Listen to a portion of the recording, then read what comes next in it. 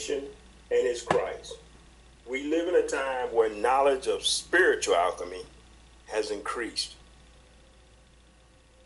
Men are now taught at the highest levels of learning how to rob you and I of our God-given right to create what we want, instead creating what they want through the transmutation of soul by controlling what we hear, feel, and see.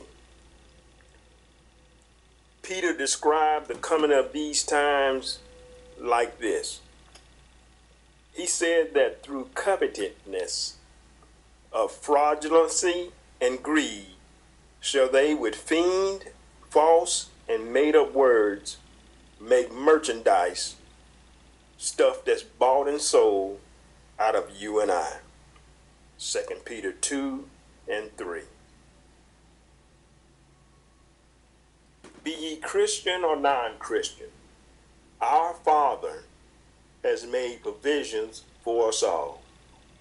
These provisions of what you can be, do, or have are planted in every soul. And what is even more profound is the acts of focus and imagine as proof positive that these provisions are already yours. The fact that you can even imagine yourself having what it is that you want is proof positive that God has already laid it up for you. Like Christ, who was slain before the foundation of the world was ever laid, was the provisions of what we can be, do, or have stored up. There is a saying among people, I can't get what God has for you, nor can you get what God has for me.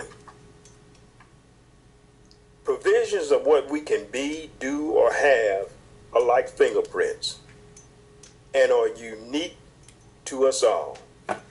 Our provisions are just out of reach of our five senses, vibrating at a higher frequency of dimension than that which we are currently experiencing.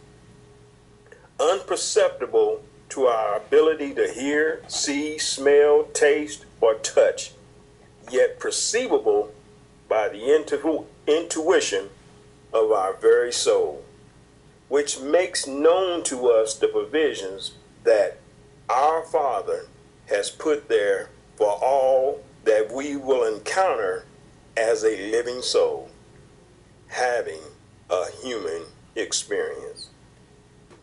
As all hell breaks loose on a five sense level, we all have been given the power to create a little heaven here on earth. We need only focus more on the impression of our own soul and less on the acts and words of those that are trying to create hell here on earth. The provisions of our Father will never fail you.